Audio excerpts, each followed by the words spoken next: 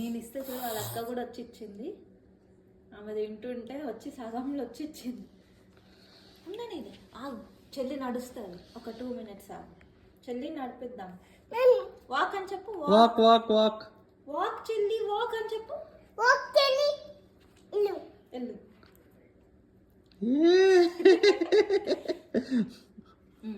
నడవమని చెప్దాం ఆగు చెల్లి.